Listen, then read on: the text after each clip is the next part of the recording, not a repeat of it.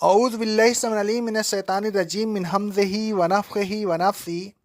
سورہ بقرہ کی آیت نمبر 189 میں اللہ رب العالمین کا ارشاد گرامی ہے، اے رسول صلی اللہ علیہ وسلم، لوگ آپ سے نئے چاند کے متعلق سوال کرتے ہیں، آپ کہہ دیجئے کہ یہ لوگوں کے لیے اوقات معلوم کرنے اور خاص طور پر حج کے ایام معلوم کرنے کا ذریعہ ہے، اور اے لوگوں، نیکی یہ نہیں ہے کہ تم گھروں میں ان کے پشت سے داخل ہو، بلکہ نیکی تو تقوی کا نام ہے۔ لہذا جس شخص نے تقوی حاصل کر لیا، بس وہ نیکی کو پہنچ گیا۔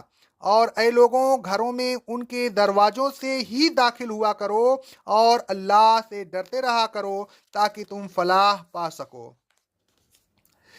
ہر مہینے کے شروع میں جو نیا چاند نظر آتا ہے، اس کے متعلق لوگوں نے رسول اللہ صلی اللہ علیہ وسلم سے دریافت کیا کہ اس کا کیا مقصد ہے، چاند کیوں گھٹتا بڑھتا رہتا ہے؟ اللہ تبارک و تعالیٰ نے فرمایا، چاند کا گھٹنا بڑھنا اوقات معلوم کرنے کا ذریعہ ہے، اسی سے ہر مہینے کی ابتدا اور انتہا معلوم ہوتی ہے۔ نئے چاند کے نظر آنے سے ہر مہینے کا تعین ہو جاتا ہے، اور ہر مہینے کے تعین سے حج کا مہینہ معلوم ہو جاتا ہے۔ اس آیت سے معلوم ہوا کہ اسلامی ماہ و سال کا حساب چاند کے ذریعے ہو جانا چاہیے۔ ایک اور جگہ اللہ تبارک و تعالیٰ فرماتا ہے سورہ یونس کی آیت نمبر 5 میں، وہ اللہ ہی ہے جس نے سورج کو ضیاء اور چاند کو نور بنایا اور چاند کی منزلیں مقرر کر دی تاکہ تم مہینے اور سالوں کی گنتی اور حساب و کتاب کا وقت معلوم کر سکو۔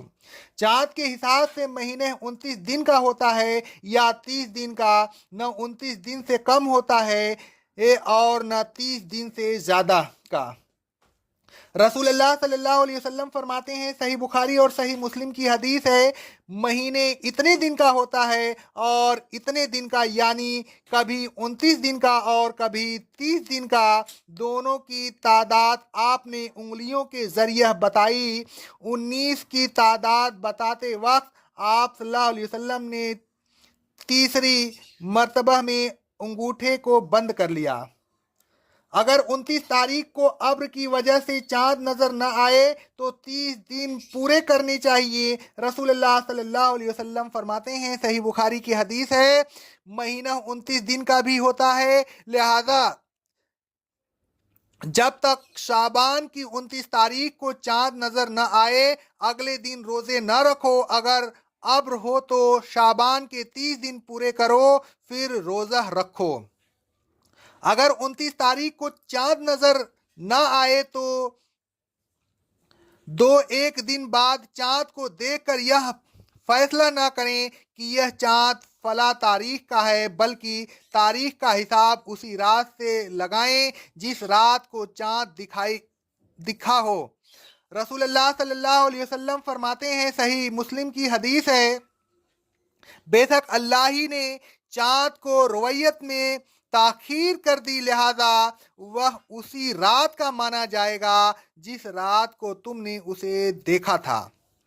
رمضان کے لیے شعبان کا چاند دیکھنے اور اس کی تاریخوں کو یاد رکھنے کی کوشش کریں۔ رسول اللہ صلی اللہ علیہ وسلم فرماتے ہیں، روایت ترمذی کی حدیث ہے سند صحیح سے، رمضان کے لیے شعبان کی تاریخ گنتے رہو۔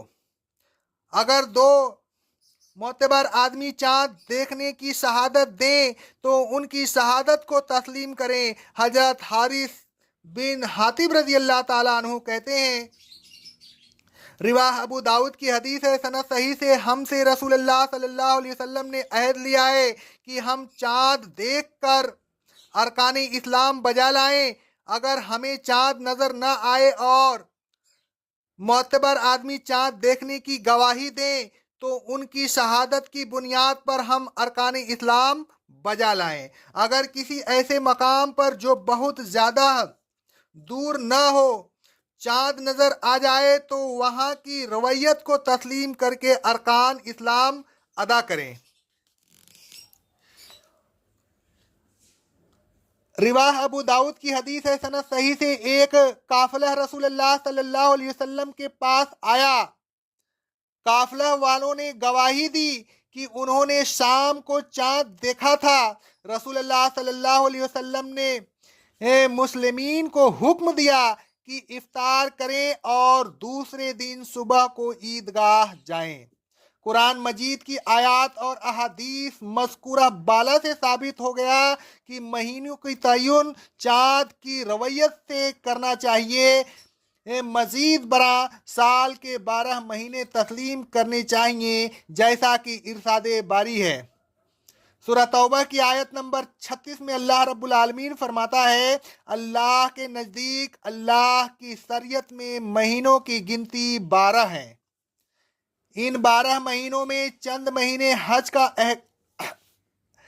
एहराम बांधने के लिए है मुकर्रर है। अल्लाह तबारक व ताला फरमाता है सूरह बकरा की आयत नंबर 196 में, हज के चंद मुकर्रर महीने हैं। आयत ज़ेर तफसीर से मालूम हुआ कि हज के उन महीनों का तयन भी रवैयत हलाल से होगा। आयत ज़ेर तफसीर के दूसरे हिस्से में अल्लाह तबारक व ताला फरमाता है, वलैसल बिर्रु बिअन तातुल बुयूत मिन ज़ुहूरिहा, नेकी यह नहीं कि तुम घरों में उनकी पुश्त से दाखिल हो। आयत के इस हिस्सा के शान नुज़ूल के सिलसिला में हजरत बरा रज़ी अल्लाह ताला अन्हु फरमाते हैं, सही बुखारी और सही मुस्लिम की हदीस है, अंसार जब हज करके आते तो अपने घरों में दरवाज़ों से दाखिल नहीं होते थे, बल्कि घरों की पुश्त से दाखिल होते थे। एक अंसारी ने उस दस्तूर की खिलाफ वर्जी की और वह दरवाज़ों से घर में दाखिल हो गया। उस बात पर उसको आर दिलाई गई। उस वक्त अल्लाह तबारक व ताला ने यह आयत नादिल फरमाई।